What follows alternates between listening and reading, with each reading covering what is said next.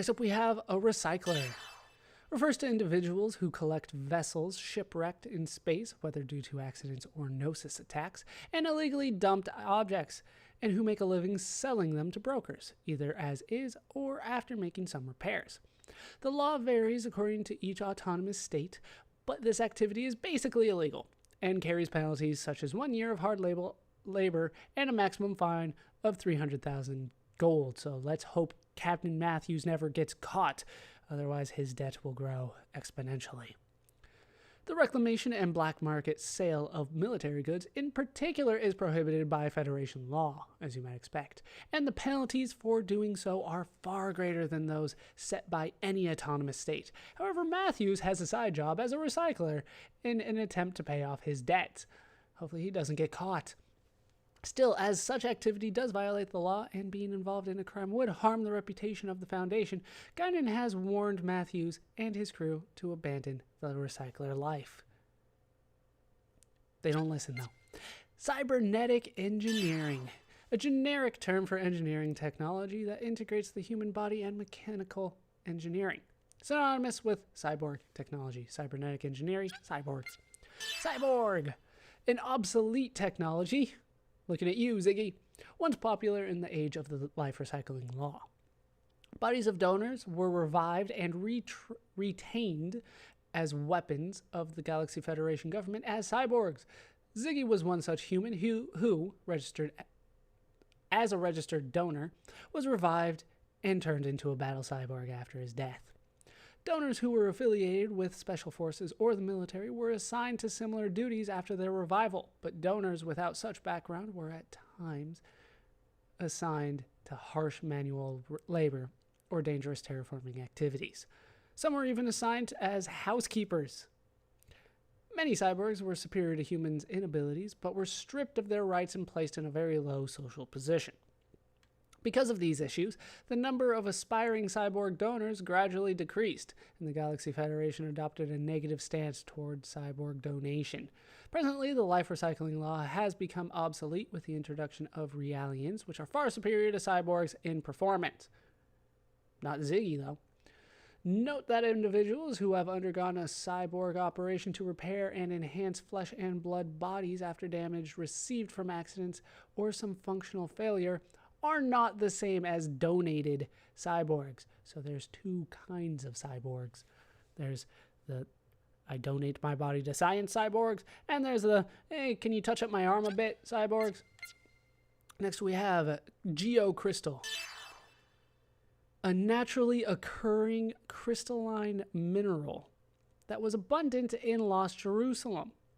Although it is clear and colorless, it emits a glow of rainbow colors. Like, isn't that just a prism? Even a small amount of the substance, if in its purest form, can be sold for a small fortune, more than enough to repay all of Captain Matthews' debts. Even a small amount of the substance. Yeah, okay.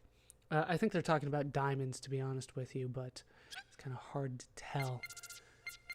Then we have, I believe they called it Dig Beta, an abbreviation of Digitalis Beta and read as Dig Beta. I think they said Dig, though. A plant of the genus Digitalis, which is native to southern Europe. Although its leaves can be dried and used as a potent cardiotonic, it is also extremely poisonous. Cardiotonic heals your heart. Ingested in quantities above a safe dosage, it can induce a coma. Lieutenant Commander Andrew Cherenkov, once again, he's the one on the right, ordered his subordinates to inject Dig Beta during their escape from the Woglinde under the Gnosis attack. His aim was to induce the coma effect for a short while in order to hide their life signs from the Gnosis. And there's Vanderkaum, I believe it was. I think it was Vanderkam in this game and not Vanderkaum. Safe house. Safe houses are rooms or buildings for resistance-type groups to lay low, keep watch, and bide their time. In emergencies, they can serve as evacuation shelters. It is for this reason that they are equipped with a variety of goods suitable for a number of developing tactics or situations. Apart from weapons and food supplies, the VLV Safe House... What's the VLV? The VLV Safe House is fitted with a machine with specs surpassing those of similar devices used by Federation government. The Resistance is now stepping up its anti-UMN activities, including hacking into the Galaxy Federation and Vector's classified domains in order to wreak havoc on the UMN. Naturally, such acts are performed behind closed doors, and members are always warned to keep their safe house location highly confidential. Like, don't even go there during the day. Absolute standard time. Standardized time as decreed by the Galaxy Federation and used in the Federation capital, 5th Jerusalem. The original standard had been Lost Jerusalem time, with a day divided into 24 hours. It is customary to choose a planet similar to Lost Jerusalem to be home to the Federation capital. Consequently, the same concept of time is carried over as well. Right, so they want a planet that spins kind of like in a similar amount of time, so it has like a similar day to Earth, as you might expect. Absolute coordinates signifies that any given coordinates remain the same from any perspective. Absolute coordinates are used when transferring ships to describe the placement and location of things like planets in areas of the galaxy lacking definitive landmarks. In the game, the UTIC organization's deception that made it appear that the Durandal attacked the Woglinde was based on the fact that the Woglinde's distress coordinates at the time were the same as the Durandal's engagement coordinates. In fact, the Durandal, which had come to scan the Woglinde, had been battling the UTIC organization's 474th Special Operations Fleet. They have a lot of fleets. As the UTIC organization recorded the skirmish, the image of the fighting Durandal was combined with that of the sunken Woglinde. They have Photoshop. The Woglinde was believed to have had no survivors, with the only proof lying in its absolute coordinates. So they weren't paying attention. Post-war reparations. A compensation system established after the Miltian conflict that occurred 15 years ago. After the conflict, autonomous states and regions of space that had been heavily damaged, including Second Miltia, were given various vested interests and special extra-legal rights. Thanks to this post-conflict compensation, Second Miltia was able to join forces with the Kukai Foundation and earn the right to retain the Zohar emulators. However, many regions fell outside the scope of this plan, and rifts have formed between regions of space and autonomous states over the issue of compensation. Despite the creation of a compensation system, it seems there are still many wounds from the war that have yet to fully heal. I'm not sure who's paying in this particular instance, but yeah, you started a war with me. I won. Now pay me. Device activator syringe. A syringe is a type of medical device used for administering injections of cleaning wounds. Or cleaning wounds, I should say. A syringe is a needle, you know, but with like a tube attached to it. In the story, a syringe is used to inject Momo with a device activator when she stops functioning. A device activator is a chemical that activates nanomachines within the body. Since Yuli performed cardiac massage immediately after administering the chemical, it is believed that she was attempting to restart Momo's cardiopulmonary functions, like her heart. Level 7 personality reconditioning. A treatment given to individuals who have committed a crime as a result of personality irregularities. Nanomachines are implanted into the patient's brain, regulating their thoughts and actions. The treatment has 9 levels, which run the gamut from comparatively light control of the brain's neurotransmitter secretions to complete personality loss, achieved by overwriting data in the cerebral neocortex, and followed by the creation of an entirely new personality within the brain. Neurotransmitters, I normally hear with like mental disorders like depression, anxiety, stuff like that. Rarely, some people's personalities cannot be corrected. In these cases, the subject will undergo increasingly powerful treatments until personality correction can be verified. Cherenkov, who they keep calling Andrew, bothering me, a life recycling variant, underwent level 7 and 8 personality reconditioning, but neither was effective. His destructive actions towards anyone who dared oppose him grew steadily worse. Occasionally, a sort of mark would appear on his forehead. This phenomenon occurs when the implanted nanomachines become activated.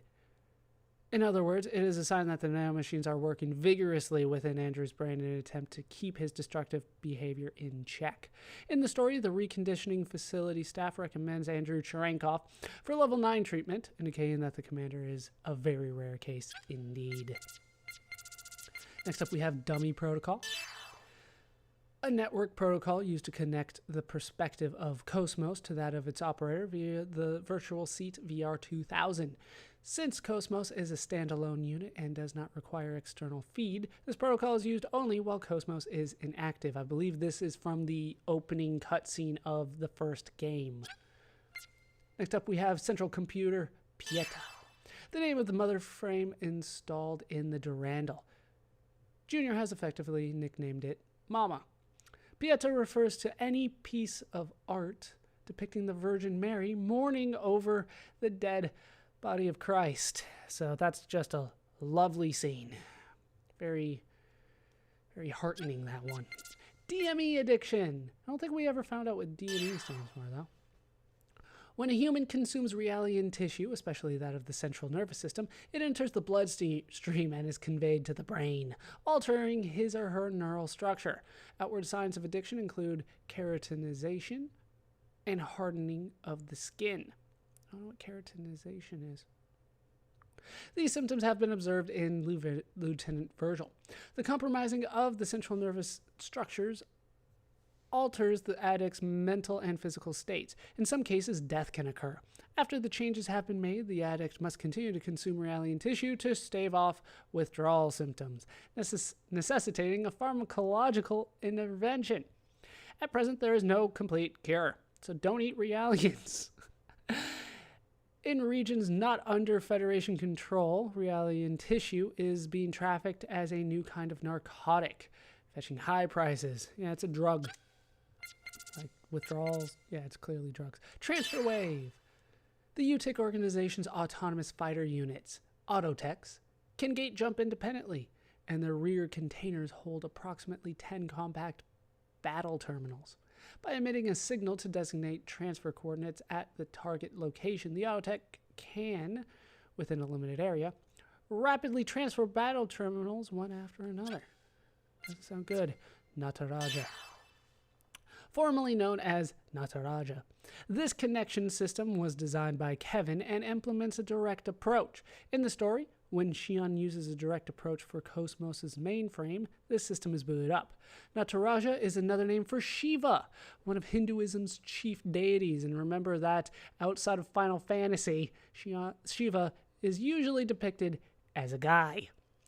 I believe Lord of Destruction. Yeah. While worshipped as the Lord of Dancing, he is also a fearsome god of destruction and creation. It is unclear why Kevin bestowed this system with one of Shiva's names. Nexus 6. The dog.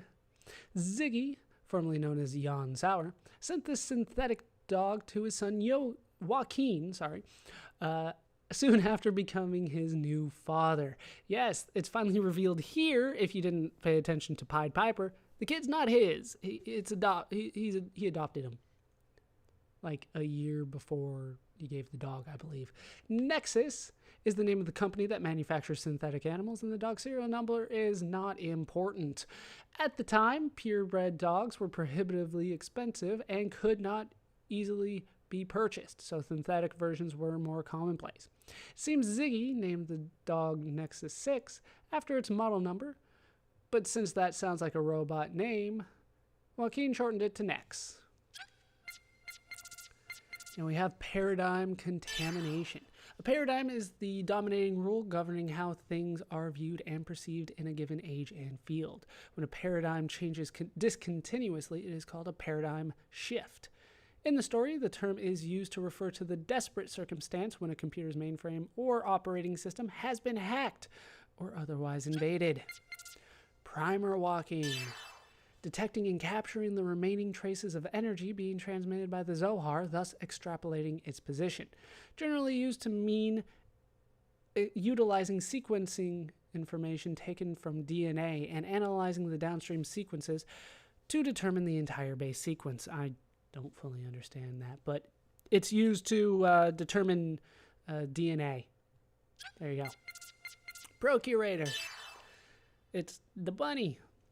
Describes an AI that serves to extract user-requested data from the immense information network known as the UMN. In modern times, it's Siri or Cortana or whatever Android usually uses. Data is managed by various AIs within the UMN, and procurators access these AIs on the user's behalf. This allows the users to efficiently retrieve the information he or she is seeking. This is when I start reading too long. I start missing up words a lot. Procurators primarily take voice commands. Keyboard commands are required when more precise settings are called for. Compact procurators also run on connection gears and other mobile devices. Xion uses Bunny, a procurator she made herself by basically stealing copyright. Holographic network. The neural network that makes it possible to view the data recorded within Realians and androids as video in the real world. The analysis of the Y data Momo kept hidden passed through this network. Holography is based on the same fundamental principle as the brain's memory mechanism, hence the name. So it works similar to a brain. Holographic mail terminal, a device that permits the sending and receiving of three-dimensional holograms over a network. The terminal's role is to take in the subject's information and voice from the sender's side, then send it to a central computer. The central computer converts the terminal's data into video and audio, then passes it on to the recipient's computer. The terminal's function is simply to send data and to pass along the fact that the central computer has received the data. Data receipt and access occur at the central computer itself. Militia Charter. A charter established by the Federation government to prevent incidents like the Militian conflict, which broke out 15 years ago, in case you keep on forgetting, from ever occurring. Of note in the Militian Charter is Article 4, which speaks to the social standing of Realians, and was enacted because of the outbreak of Realian violence during the Militian conflict. Because of this outbreak of Realian violence, the number of human victims declined.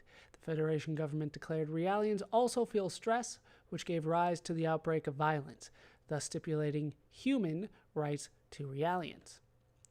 However, even though their basic rights had been affirmed, Vector, the Realians' manufacturer, did not remove their control devices, which contain a self-destruct code. The charter can therefore also be viewed as written permission to use said devices. So they're like coughings. They're good, but that doesn't mean I'm not going to blow you up. Life Recycling Law. Introduced as a proposal in TC 4590, this bill was approved and implemented in 4591. Its aim was to recycle the bodies of the dead. Those who had registered as donors while alive had their bodies transformed into cyborgs after their deaths, but they were used as mere tools with no human rights. Furthermore, the notion of recycling was interpreted as extending to the effective utilization of genes, and the bill was seen as including human clones and genetic and/or cranial nerve modification. This brought with it such benefits as broader living spaces and safety. However, with an increase in the number of mentally imbalanced individuals, people like Ziggy becoming Federation government equipment and humanoid weapons like URTVs experiencing issues of societal standing, the act was repealed in TC 4754. Another reason for repealing the act was that due to genetic modification, more and more people could adapt only to certain environments, and the human race was becoming biologically fragile. The number one reason the Life Recycling Act was repealed, though, was that the victims of genetic modification were fighting over planets with environments that could support them, resulting in a large number of casualties. A lot of little wars because of that one. And that's it for cultural. Time to move on to events. Just a couple ones here. Plan 31. The order the UTIC organization gave to the 474th Spec Ops Fleet after they failed to secure the Zohar emulator aboard the Woglinde.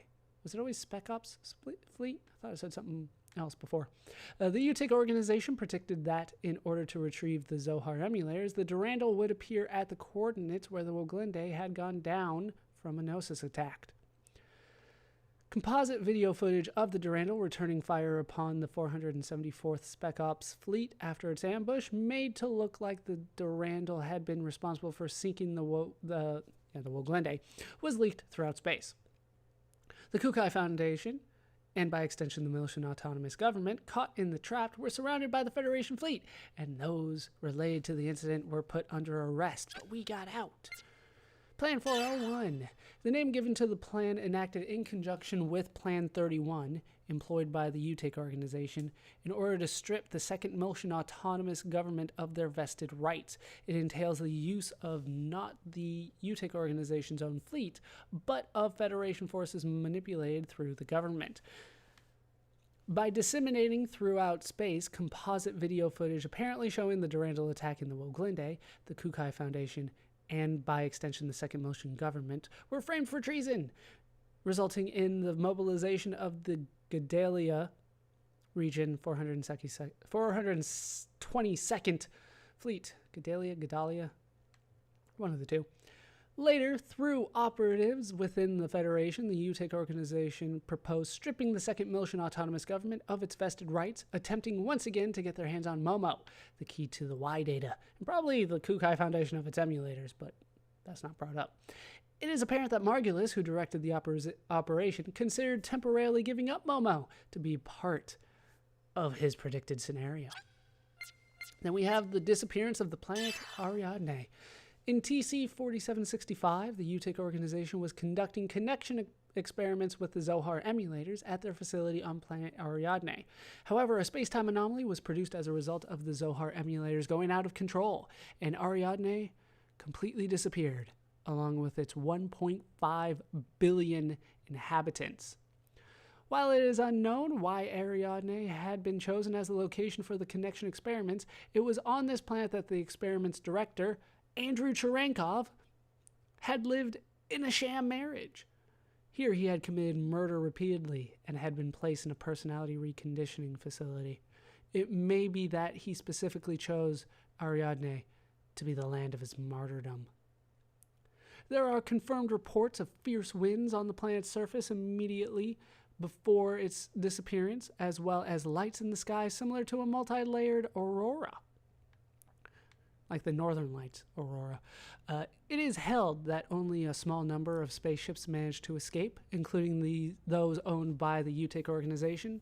Thereafter, Ariadne became a Gnosis cathedral ship, made to wander the far reaches of space. And even though they haven't mentioned it yet, that's where Cherenkov died. So apparently he still got to die on Ariadne. We went back and got it.